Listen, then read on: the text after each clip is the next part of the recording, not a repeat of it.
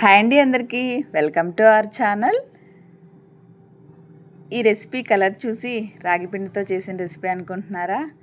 కానే కాదండి, dark fantasy బిస్కెట్స్తో చేసిన పిల్లలందరూ ఎంతో ఇష్టపడే క్విక్ అండ్ ఈజీ రెసిపీ. మరి ఈ రెసిపీ ఏంటో, ఎంత ఈజీగా ఈ రెసిపీ చేసుకోవచ్చో చూసేద్దాం. ఈ రెసిపీ తయారు చేసుకోవడం కోసం 3 డార్క్ ఫ్యాంటసీ బిస్కెట్స్ని తీసుకొని, డార్క్ ఫ్యాంటసీ బిస్కెట్స్ అనేం కాదండి, పిల్లలకి ఏ బిస్కెట్స్ ఇష్టపడతారో అదే బిస్కెట్స్ తోటి ఈ రెసిపీ అనేది మనం ప్రిపేర్ చేసుకోవచ్చు. ఇలాగా బిస్కెట్స్ని అన్నిటినీ ఒక బౌల్లోకి తీసుకొని ఒక మిక్సీ జార్లో వేసుకొని ఫైన్గా పౌడర్ లాగా మనం ప్రిపేర్ చేసుకోవాలి. ఇలాగా ఫైన్ పౌడర్ లాగా చేసుకున్న పౌడర్లో కొంచెం కొంచెం మిల్క్ యాడ్ చేసుకుంటూ ఒక స్పూన్తో కానీ ఒక విస్కర్ సహాయంతో కానీ ఈ బ్యాటర్ని థిక్ కన్సిస్టెన్సీ వచ్చేంత వరకు కూడా మనం కలుపుతూ ఉండాలి. కొంచెం మిల్క్ చూసుకుంటూ వేసుకుంటూ ఉండాలి. మరీ థిక్గా ఉండకూడదు, అలాగని మరీ పలచగా ఉండకూడదు. మన ఇడ్లీ బ్యాటర్ ఎలాగ ప్రిపేర్ చేసుకుంటామో ఆ కన్సిస్టెన్సీ ఇలాగ వచ్చేంత వరకు ఇలాగ మనం మిక్స్ చేసుకోవాలి.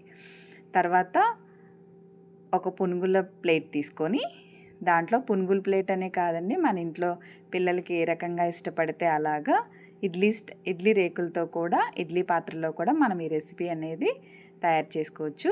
ఇలాగా ఈ పునుగుల బౌల్లో కొంచెం కొంచెం ఆయిల్ వేసుకుంటూ ఈ ఆయిల్ని అంతటికి స్ప్రెడ్ అయ్యేలాగా చూసుకొని, ఏదైతే ఇప్పుడు మనం తీసుకున్న బ్యాటర్ ఉండిందో దాన్ని కొంచెం కొంచెం వేసుకుంటూ మధ్యలోకి ఒక చిన్న చాక్లెట్ బైట్ అనేది మనం పెట్టుకొని దాన్ని కొంచెం కవర్ చేసేంతవరకు మళ్ళీ కొంచెం బ్యాటర్ వేసుకోవాలి.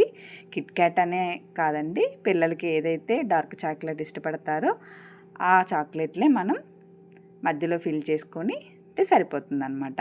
ఇలాగా మొత్తం బ్యాటర్ని అన్నిటినీ అన్ని పునుగుల్లో ఫిల్ చేసుకున్న తర్వాత మనం దీన్ని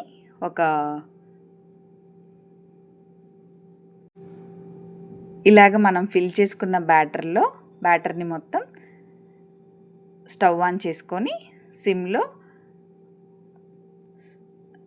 మీడియం ఫ్లేమ్ మీద ఒక 10 మినిట్స్ ఉడికించుకోవాలి. తర్వాత ఇలాగా ఇంకొక సైడ్కి టర్న్ చేసుకుంటూ ఉండాలన్నమాట. తర్వాత ఇలాగా ఈ కుకీస్ అనేవి రెడీ అయిపోతాయి.